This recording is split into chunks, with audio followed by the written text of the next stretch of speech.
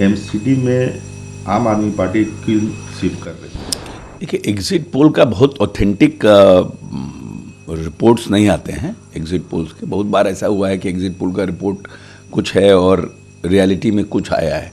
लेकिन फिर भी ये जो एग्जिट पोल का दिखा रहा है, एग्जिट पोल अपना रिजल्ट जो दिखा रहा है वो एज पर एक्सपेक्टेशन है। कोई बहुत बहुत डिफरेंट नहीं है। एमसीडी में आपकी बढ़त बहुत पहले से लोगों को लग रहा था कि आप एमसीडी पर इस बार आपका कब्जा होगा। हिमाचल में एक बार भारतीय जनता पार्टी, एक बार कांग्रेस की सरकार रहती रही है, तो वो भी बहुत एक्सपेक्टेड पैटर्न के हिसाब से एक्सपेक्टेड एग्जिट पोल का रिपोर्ट है। और गुजरात में बीजेपी को बढ़त है, ये बात लोगों को पहले से पता था कि बीजेपी को वहाँ पर बढ़त है। कांग्रेस बहुत अच्छा परफॉर्म नहीं कर पा रही है और आप जो क्लेम कर रही थी वो आप बहुत वोट काटने में सफल नहीं हो पाई है। हमको लगता है 2-4-5 सीट का दिखा रहा है उनको। तो जो एज पर एक्सपेक्टेशन है एग्जिट पोल का रिजल्ट, लेकिन फिर भी हम कह रहे हैं कि एग्जिट पोल को बहुत सही नहीं माना जा सकता है। बहुत उलट फुलट हो जाता है रियल रिपोर्ट्स आने में। लेकिन फिर भी जो एग्जिट पोल का रिजल्ट्स आ रहे हैं वो एज पर एक्सपेक्टेशन है। बिहार के कुर्नी का भी उपचुनाव है, सभी दावे कर रहे हैं जीत का। मेन लड़ाई तो जदयू महागठबंधन और भाजपा के बीच। ये वहाँ लड़ाई थी, लेकिन बाद में जब मुख्यमंत्री जी का और तेजस्वी जी की मीटिंग हो गई, उसके बाद वहाँ लड़ाई ख़त्म हो गई। बहुत कंसोलिडेटेड वोट है, अति पिछड़ा पूरी तरह से कंसोलिडेटेड है, महादलित कंसोलिडेटेड वोट हुआ है।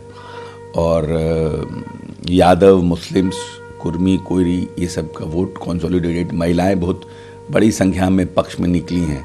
तो हमको नहीं लगता है कि वहाँ पर कहीं कोई परेशानी होनी चाहिए और हमको लगता है 10-15 हज़ार के आसपास का मार्जिन रहेगा जदयू का वहाँ पर जीत के। भारत को G20 प्रेसिडेंसी मिली है, इसको लेकर के सर्वदलीय बैठक हुई। उसमें प्रधानमंत्री ने कहा है कि सभी राजनीतिक दल हितधारक हैं। सभी, देखिए, कोई भी बड़ी जिम्मेवारी जब मिलती है इंटरनेशनल लेवल पे, तो इंटरनल पॉलिटिक्स को साइड करके रखना चाहिए और बड़े राजनीतिक प्रभाव में और भारत की छवि को बड़ा दिखाने के लिए सब राजनीतिक दलों को एक मंच पर आकर के और भारत के हित में, इंटरनेशनल इश्यूज़ पे भारत के हित में एक साथ स्वर से स्वर मिला करके चलना चाहिए। और हम समझते हैं कि ये तो टर्म बाय टर्म G20 का रिस्पॉन्सिबिलिटी सबको मिलता रहा है, हर बाय टर्म मिलता है। इस बार भारत को मिला है, तो ये सभी राजनीतिक दलों की जवाबदेही है कि इसको एक सफल रूप से इसको बनाएं और प्रधानमंत्री को लीड लेकर के अच्छे से इसको कंडक्ट कराना चाहिए।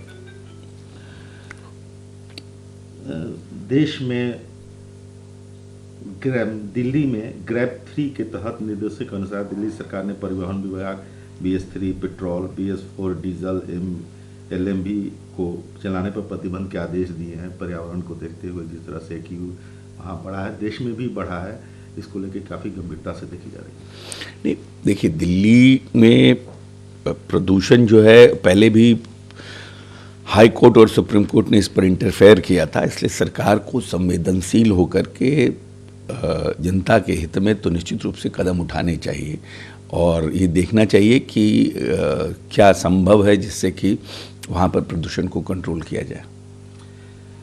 NC के प्रमुख फिर से चुने जाने पर फारूक अब्दुल्ला ने केंद्र सरकार और खास करके सेना को चेतावनी दी है कि वो जम्मू कश्मीर के चुनाव में हस्तक्षेप न करें।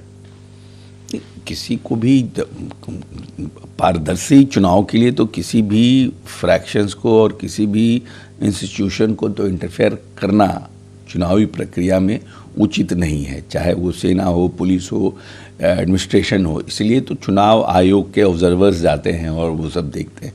हम समझते हैं कि चुनाव आयोग के ऑब्जर्वर जो जाएंगे इन सब चीज़ों पर ध्यान रखेंगे, चुनाव पर उस पर पैनी नज़र रखेगा। गुजरात के दूसरे चरण के चुनाव के दरमियान प्रधानमंत्री भी वोट डालने गए थे।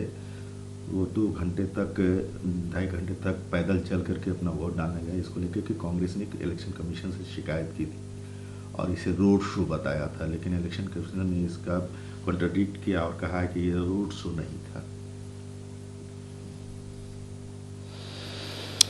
देखिए ये सब जो बातें होती हैं ना, ये बड़ा मतलब जिसको बोलते हैं कि बहुत इसका माइक्रो डिटेल में नहीं जाया जा सकता है, इसलिए कि अब किन परिस्थितियों में वहाँ पर इलेक्शन कमीशन ने कब कहाँ पर बैरिकेड लगाया हुआ था, कहाँ से गाड़ियों को अंदर जाने नहीं देने का परमिशन था, और वहाँ पर किसी भी व्यक्ति को नहीं अंदर जाने का होगा तो प्रधानमंत्री को पैदल चलने के अलावा कोई रास्ता नहीं होगा।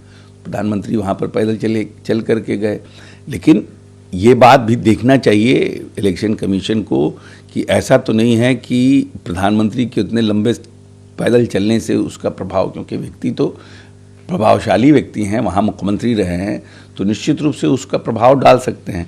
लेकिन हमको लगता है कि इन सब चीज़ों को वहाँ का जो ऑब्जर्वर है उन लोगों को देखना चाहिए, और अगर इलेक्शन कमीशन ने इसको खारिज किया है तो हम समझते हैं उचित नहीं होगा, क्योंकि अब ऐसा है कि किसी पोलिंग बूथ पर आपने कुछ दूर पहले ही अपना बैरिकेडिंग लगा दिया है कि उससे ज़्यादा गाड़ी आगे नहीं है, तो नेचुरली कोई भी व्यक्ति को जाना होगा तो पैदल ही जाएगा।